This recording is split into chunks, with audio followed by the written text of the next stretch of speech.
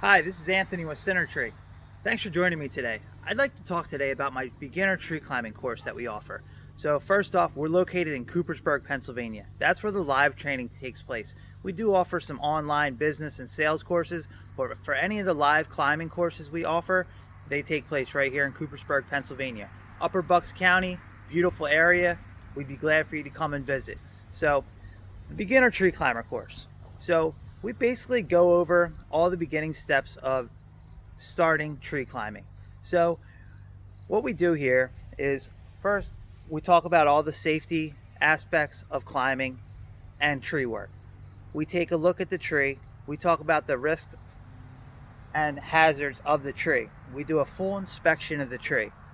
We take a look at the root system, any structural defects, any defects throughout the entire tree, any of the canopy that is dying or dying back or not growing properly. So we do a full inspection of the tree, and then we decide what we're going to do with the tree. So let's say we're taking the dead limbs out over this side over here, or say we have to do a weight reduction on this lead because it has a defect at the crotch right here. Okay, so we determine what we're going to do, and then we make the plan from there. So then we say, okay, what's the best crotch that we could use for this tree?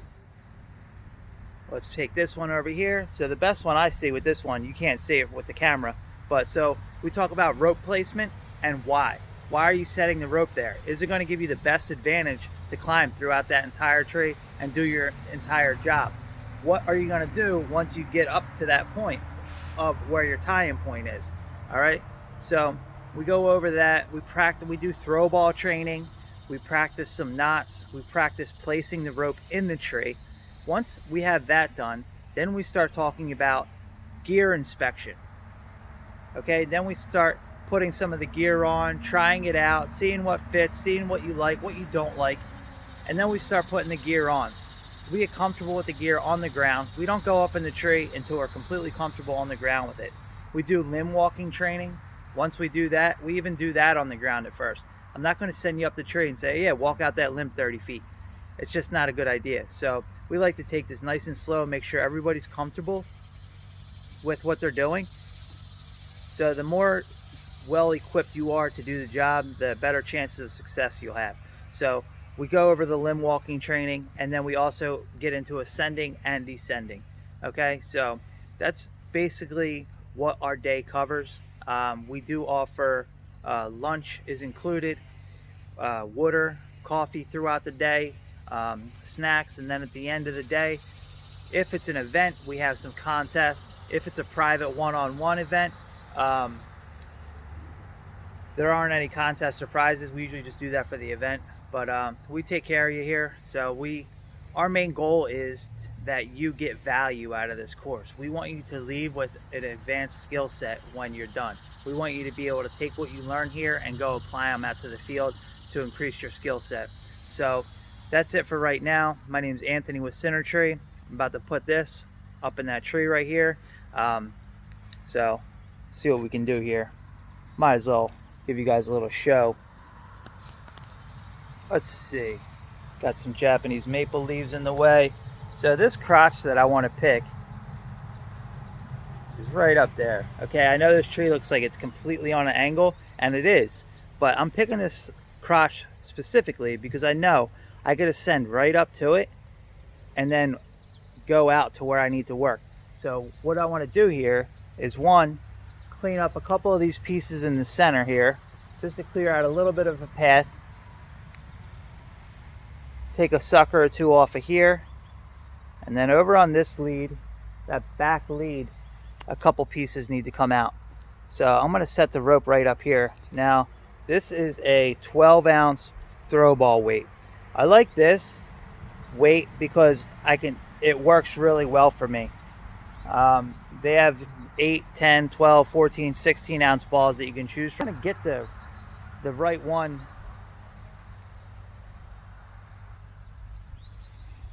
You want to choose the right throw ball weight for you. So some people are stronger and they like the 16 ounce and they can throw that 60, 70, 80 feet in the air no problem.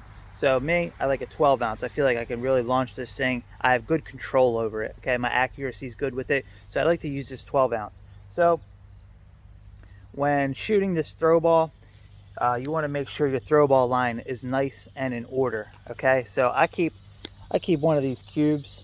That's usually what I climb with. I'll set that up. There are plenty of options out there what you can keep your throw line in and how you can keep it organized. Now on a tree truck, you only have so much tool space. So these cubes, they fold up, they get real compact. That's what's great about them. They don't take up too much toolbox space. So that's something you always want to keep in mind anytime you buy anything. Where is it going in the truck, right? So let's try to hit this crotch up here. So I'm going to go for one. I would say it's about 40 feet in the air. So let's see if I can get a good tie-in point on this. So when I'm shooting a throw ball, it depends on the height. That's going to determine how I shoot it. So, 20 foot in the air, I'm just going to put it right around my fingers and toss it right up, right? So if it's a little bit higher, say 60, 70 feet up, then I'm going to double it up through there. And depending on the height as well, is going to determine how long the distance between my finger and the ball is, right? So this one, you can do this way too. For some reason, this gives it a little bit extra whip when you launch this, when you double this up like this. So you can do it the granny style like this. Now this is how I do it sometimes as well, but I do 2 and then 1 on this side because that's going to really shoot the ball and allow this to come out fast with minimal friction. Okay, I've seen guys to where they double it up both ways like this, right? And I'm just like, what are you doing? That's so much friction right there. It's slowing the ball down, right? So I just do it 1 and it flies out. So if I'm trying to hit anything over 60 feet, I'll double it up like that. This one, it's about 40. So what I'm gonna do is just put it around a finger or two, right? Just like this. And now let's see if I can hit this.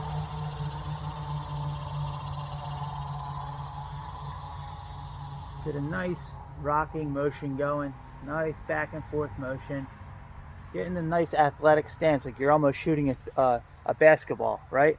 It's similar, okay? Your aim is similar as well. So, all right, so we're gonna get in a nice comfortable position. Get your rhythm going real nice with the swing of the ball.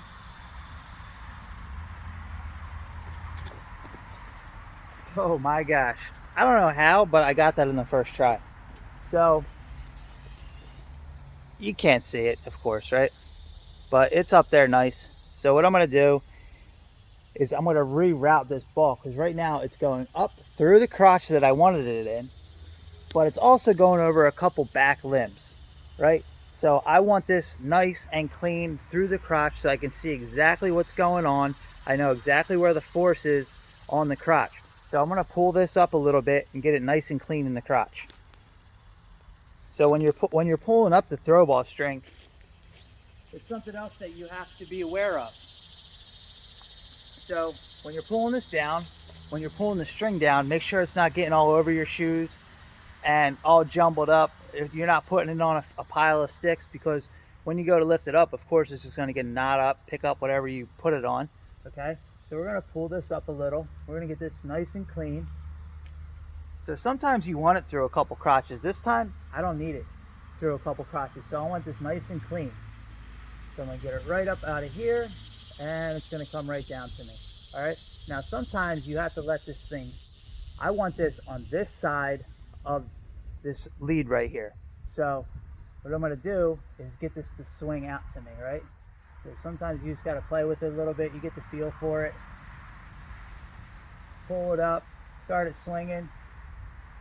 And you have to be careful with this because these throw balls almost have a mind of their own sometimes, and they like to get stuck. They like to wrap around branches and create their own new knots and everything else. So I'm going to get this thing to swing real nice. A little more.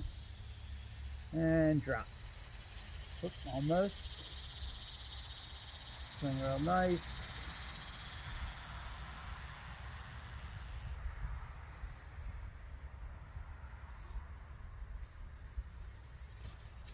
Okay, see how that bounced over on this side? Now, I have the throw ball through the crotch that I want, completely around the crotch and only the crotch, so it's nice and clean. Now I'm going to attach my climbing line to it. All right, so this one, since I could see the crotch, I can tie the climbing line right on to the bottom of the ball. If it's through a real tight crotch, you want to take the throw ball off and tie the string right onto the rope, okay? Because the crotch is too tight, that throw ball is just going to get stuck right in the middle of it and get stuck there really nice, and that can get yourself into a predicament, especially if you only have one throw ball. I always recommend having a couple throw balls on the truck.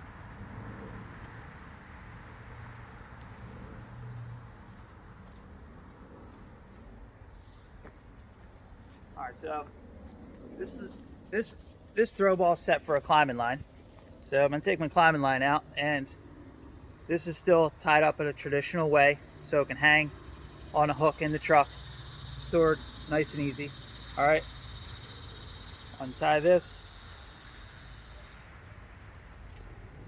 Okay, and you always want to lay this down nice as well. Sometimes when I'm climbing, I will dress the rope completely out onto the ground so I know it's nice and clean and it's going to go up beautiful. Also at that time, it gives you a chance to inspect the rope. So you want to be inspecting your gear at all times. Every time you use the gear, you want to be inspecting it. And I'm not saying take 5 minutes and inspect it, but as you use the gear, you want to keep a visual at all times on all the gear. All right, anytime you're using it, keep your eyes peeled for any type of defect to make sure that there's not going to be a problem. All right, so I just tie a little knot right through the base of this ball right here. Some of these balls have a loop down here that you can hook a carabiner to or tie a knot to. This one does, so I just tie a figure-8 knot right to it. And now I'm going to pull this up. So the one thing you want to be careful of, see right there, it's crossed, okay? You probably can't see it, but it's crossed. So what we're going to do is just pick this up. There we go. And now we're going to start pulling this rope through. So this rope really should be right underneath where the crotch is. That will make it easiest to pull this up. Now, same thing. When you pull this rope up, make sure you're pulling it up and it's getting piled in a nice clean pile in front of you, not over your feet. Because once you start walking around, the throw ball is going to get all wrapped up, and then you're going to have a mess on your hands. The ball might get stuck. Now, this ball is almost at the crotch. All right, so what I do right before the throw ball gets to the crotch, about 1 to 2 feet below the crotch, you give it a nice fast pull that jumps the ball and the rope right through the crotch most of the time. All right, so you get it real close, you take a look, you're like, yeah, it's close. Sometimes I'll hit the crotch and you feel it, and then I just lower it back down a little bit. 1, 2, 3, and pull it right through, okay? So now this is set. Just keep pulling this down. Now it's a little bit harder to pull down once the rope's through the crotch. Always good to have gloves on while you're doing this, okay? Because these throw lines can easily burn your hands. You can go home if you don't have gloves on at the end of the day and you have precision shaped lines going over your fingers from this stuff. Okay, so right now I'm pulling this up, and as I said, when you set your rope out, you want to set it all on the ground, so that'll let you inspect it, and also it's going to eliminate this problem right here. So you can see the clump of rope going up there. So what you got to do is keep an eye on that as well. So this is just some knot the rope decided to tie itself. Okay, that's good. All right, now we can continue to pull the rope down. Okay, rope's down to the point to where I can untie this. Okay, that's done. Now I'm done with this throw ball. My rope is set.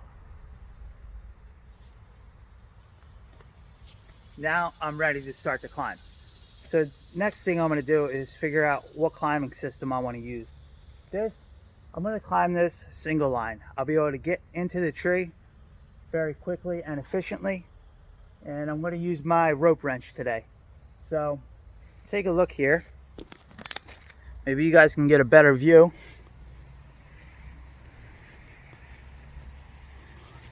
Can't really see where that crotch is, but It's up there nice and perfect, and somehow I got it on the first shot. Sometimes you get lucky, you know. I either get it on the first or 10th shot. So that's it. I'm going to start climbing up this tree. Thanks for watching.